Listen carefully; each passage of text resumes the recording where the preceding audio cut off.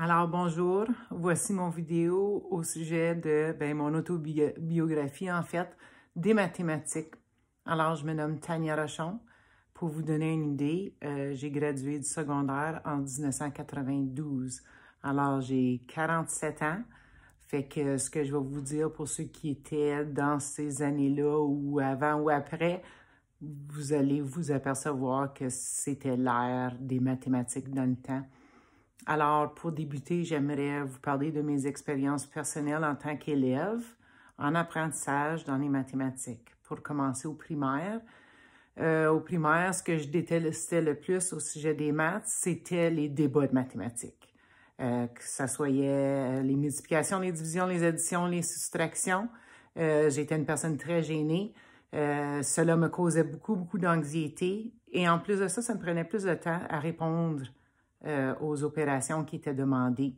Alors, lorsqu'il disait débat, moi, mon cerveau, l'interrupteur, il fermait, puis j'essayais même plus parce que je savais que j'étais jamais pour avoir une réponse de bien. Alors, j'allais m'asseoir tout de suite et puis le tout était fini. Prochainement au primaire, c'était beaucoup de papier-crayon. Fait que ça me causait pas trop d'ennui parce que j'étais capable quand même de suivre et je comprenais les opérations. Fait que pourvu que ça me demandait pas de le faire dans un certain temps, j'étais jamais la plus vite, mais je n'étais jamais la plus lente. Alors pour moi, malgré le fait que c'était un petit peu ennuyeux, au moins je trouvais une réussite là-dedans. Encore au primaire, ce que j'aimais le plus, le domaine que j'aimais le plus, c'était la géométrie. Puis en faisant la réflexion pour cette vidéo, j'ai réalisé que c'était tout probablement parce que c'était le seul temps où est-ce que c'est qu'on avait un visuel ou du concret, même si nous qui, par exemple, le coloriait. Si c'était un octogone, ben il y avait 8 côtés, on apprenait ça, on le coloriait, et puis ça faisait partie des formes. Je trouvais ça amusant, puis je pense que c'est parce que c'était le seul temps où on avait du manipulatif, genre, pour ce temps-là. Maintenant, pour le secondaire, j'ai suivi tous mes cours avancés dans ce temps-là. Malgré ce fait-là, je vivais encore des moments de grande anxiété, de déséquilibre, sans confiance. C'était un paquet de formules qu'il fallait apprendre par cœur, puis j'avais aucune idée à quoi ça servait. Alors, si je n'ai aucune idée à quoi ça sert, je ne peux pas le retenir. Un moment culminant dans mon expérience, c'était au CPO. J'étais dans le cours de calcul avancé et puis il me demandait, je crois que j'étais la personne la moins intelligente dans le cours. Quand il est arrivé à me poser une question, je ne l'ai pas bien répondu, j'ai eu la réponse mal. Et puis il me donnait une petite taloche dans le derrière de la tête. Puis là, je viens de regarder que ça fait déjà 3 minutes que je parle. Alors, je continue.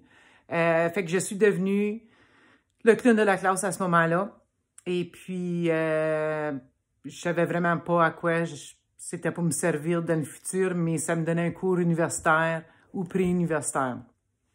Les différents styles d'apprentissage que j'ai vécu, ben dans mon cas, c'était « fais ce que je te dis de faire ».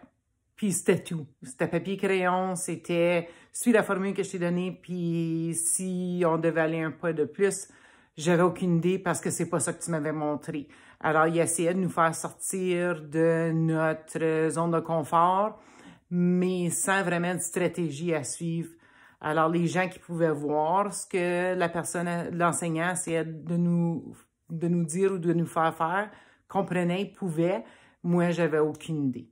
Puis encore une fois, c'était la vitesse, le par cœur. On avait la chance d'avoir des cheat sheets, des feuilles de tricherie, si vous me permettez, et qui servaient vraiment jamais à rien. Un, j'avais pas le temps de m'en servir, puis deuxièmement, je savais pas quelle formule aller chercher pour quelle opération, pour quelle résolution de problème, parce que j'avais pas d'idée à quoi ça servait.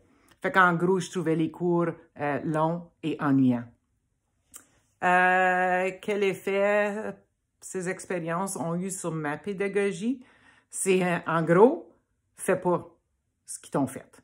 Alors, beaucoup de manipulatifs, beaucoup de visuels, beaucoup de jeux, beaucoup de plaisir, beaucoup d'échanges, même de mouvements en salle de classe. Alors, souvent, j'ai dit, mes élèves ne savent même pas qu'ils sont en période de mathématiques parce qu'ils pensent que vraiment c'est un temps de jeu dirigé au lieu d'un temps de jeu libre. Alors, j'exige aussi un climat de confiance que j'essaie d'établir dès le début de la première heure de la première journée scolaire. Alors, je crois que quand les élèves sont confiants, ils ont la confiance en moi, ils peuvent avoir confiance en eux-mêmes. Alors, ce que j'aimerais apprendre, puis ce que je fais en mathématiques, c'est exactement ça. Je veux donner plus de temps à réfléchir, à discuter. Je suis en deuxième année, j'enseigne la deuxième année, alors j'aimerais même aller à comment les préparer à convaincre leur point de vue ou leur façon d'avoir rejoint la résolution et pourquoi que pour eux c'est la bonne. J'aimerais aussi, ce que j'aimerais apprendre dans tout ça, c'est comment questionner davantage. Je suis une personne qui est vite à répondre. Alors, je vois ça juste dans le premier cours qu'on a eu en discutant, puis en regardant les vidéos aussi, de ne pas répondre aussi rapidement. Alors, j'aimerais me procurer ce don-là de ne pas répondre avec un oui ou un non, mais soit de leur demander de me montrer comment ils se sont rendus, puis de défendre leur point ou de retourner une question.